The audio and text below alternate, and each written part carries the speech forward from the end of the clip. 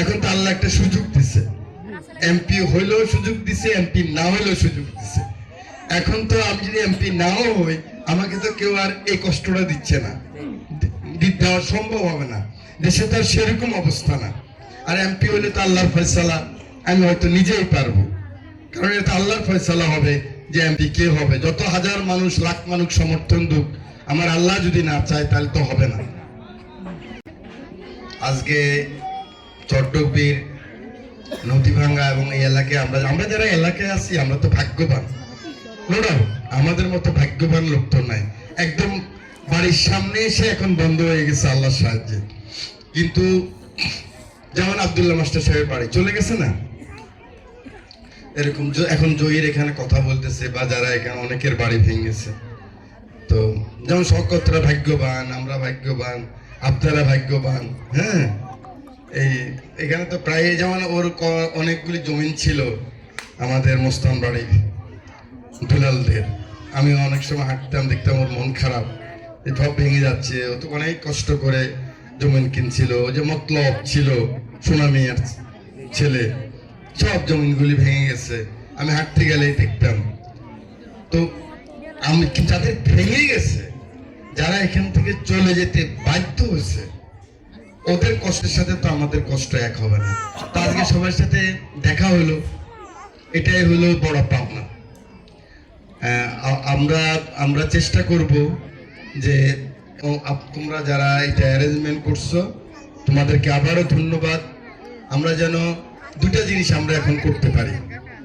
এখন তো আল্লাহ একটা সুযোগ দিছে, এমপি হইলেও সুযোগ দিছে, এমপি না হইলেও সুযোগ দিছে। এখন তো আমি যদি এমপি নাও হই, আমাকে তো কেউ আর এই কষ্টটা দিচ্ছে না, দেওয়া সম্ভব হবে না। দেশে তো আর সেরকম অবস্থা না।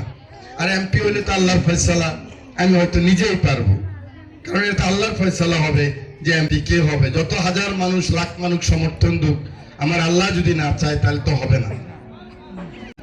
তো আপনারা হয়তো অনেকে মনে করতে পারেন আজকের এই জিনিসটা হচ্ছে যে নিজাম সাহেবের ভোট, এই জন্য। আপনারা যারা টকবীর মানুষ, 2000 সালে যারা ছিলেন ভোটার, 2000 সালে কারা কারা ভোটার ছিলেন? 2001 সালে হাত তোলেন তো। 2001 সালে প্রথম যে আমি এমপি হয়েছি, কারা কারা ভোটার ছিলেন? পুরুষ মহিলা? আচ্ছা বসেন, অনেকে ছিলেন।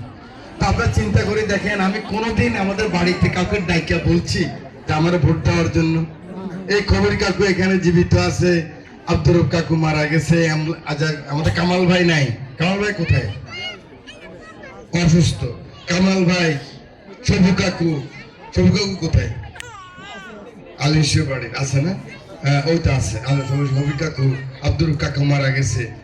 তারপরে ওই যে মাস্টারের বাবার নাম কি না ছিল, আমি ওনার সবাই বলে কাকা একটা দিন আমরা টকবি মানুষ ডাকি, আপনি একবার বলেন যে একটা ভোট দেওয়ার জন্য। এখানে তো টকবিতে রব চৌধুরী সাহেবের লোক আছে, টকবিতে জাসদের, আমাদের কেউ চিনে না, তখন কোনো জায়গায় চিনে না। আমি তো রাজনীতি করিনি। আমি বলছি না, টকবির লোকের কাছে আমি ভোট চাইবো না। টকবির লোকে যদি চানমি আলাদারের আমি নাতি, হাতি মিয়ার ছেলে, এখানে আমি বড় হয়েছি, যদি ওনারা আমাকে ভোট না দেয় না দো, আমি ভোট চাইবো না। কিন্তু আপনারা দেখেন, আমার মনে আছে তখন ভোট কাস্ট হয়েছিল 1200 না কত। ওখানে 80% লোক ছিল রব চৌধুরী সাহেবের, 20% লোক ছিল জাসদের। তখন আমার তো কোনো লোক নেই। এখন দেখেন, রব চৌধুরী সাহেব তো লোক আমার কাছে ইলেকশন করছে, তো রব চৌধুরী সাহেবের লোক তো রব চৌধুরী সাহেবের কাছেই যাওয়ার কথা, আর রব ভাইয়ের লোক তো রব ভাইয়ের কাছে যাবে। মোট ভোট কাস্ট হয়েছে মনে হয় 1100 কত বা 1200, আমি পাইছি 800 ভোট। আর 176 ভোট পাইছে রব চৌধুরী সাহেব, আসম রব সাহেব হয়তো 90 আর না 100 কত। তো তাহলে তখনও তো আপনারা 80% ভোট বা 85% ভোট আমাকে দিচ্ছেন। আমি আসলে ভোটের জন্য চাই নাই, আমি চাইছি যে আমার নদী ভাঙ্গা লোকগুলিকে আমি একবার যদি সবাই একত্রিত হয়, আমি বলছি ভাড়াটা দিয়ে আনো।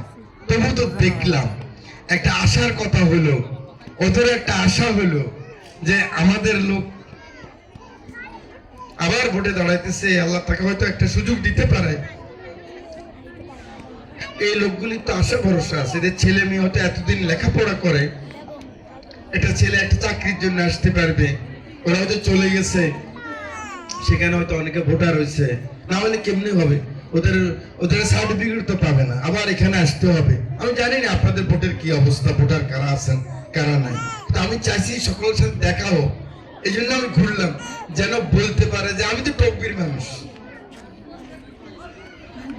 এই জন্য আমি, কিন্তু ওরা হয়তো ভোট, ওদের মনে আছে ভোটের ব্যাপার, আমি শিওর, কিন্তু আমার মনে আছে যে এইটা